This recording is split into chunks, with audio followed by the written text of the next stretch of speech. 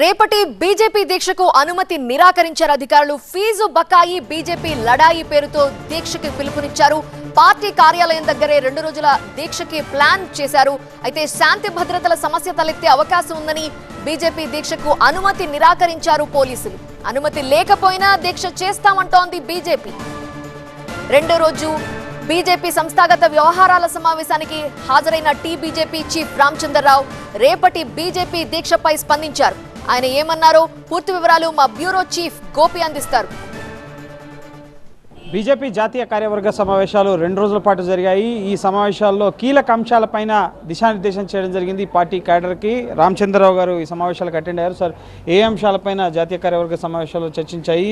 New టీంకి ప్రధాని నరేంద్ర మోదీ, నితిన్ నవీన్ ఎటువంటి దిశానిర్దేశం చేస్తారు? ప్రధానమంత్రి నరేంద్ర మోదీ గారు పదాధికారులకు వారు దిశానిర్దేశం చేశారు.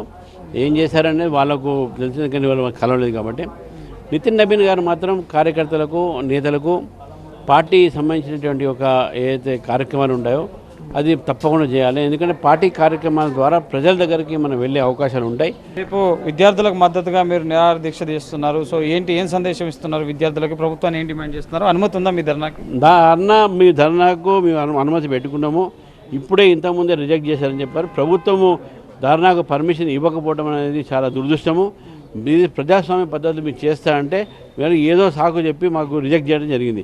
అయినప్పుడు కూడా ఆ ధర్నా మా ఆఫీస్ లోపల ఓపెన్ స్పేస్లో ఉందో అక్కడ మేము నిర్వహిస్తాము.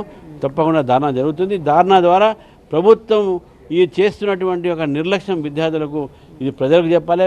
ప్రభుత్వాన్ని కూడా ఈ యొక్క దీని మీద తప్పకుండా నిర్ణయం తీసుకోవాలని చెప్పి ఒత్తిడి కోసం కూడా ఈ ధర్నా చేస్తా ఉన్నాం. రాహుల్ గాంధీ ఛాత్రంకి గుంజ అంటూ విద్యార్థులకు సంబంధించిన అంశాలపైనే సభలు సమావేశాలు నిర్వహిస్తున్నారు.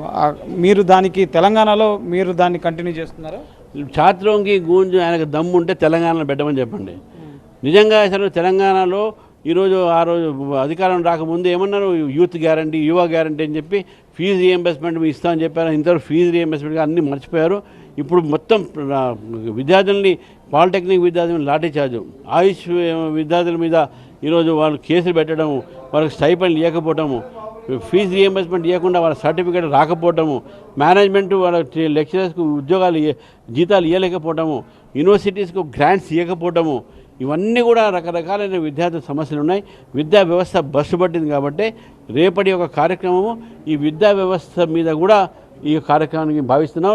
Thank you sir. ఇది ముఖ్యంగా విద్యార్థులకు మద్దతుగా రేపు ఆందోళన కార్యక్రమం ఉంటుంది. ప్రభుత్వం విద్యార్థులకు వ్యతిరేకంగా వ్యవహరిస్తుంది. ఫీజు రీఎంబర్స్మెంట్ విషయంలో తమ ఆందోళన కొనసాగుతుంది అని కూడా రామచంద్రరావు స్పష్టం చేస్తున్నారు. ప్రొఫెసర్ రమేష్ తో గోపికృష్ణ, టీవీ 9 న్యూఢిల్లీ.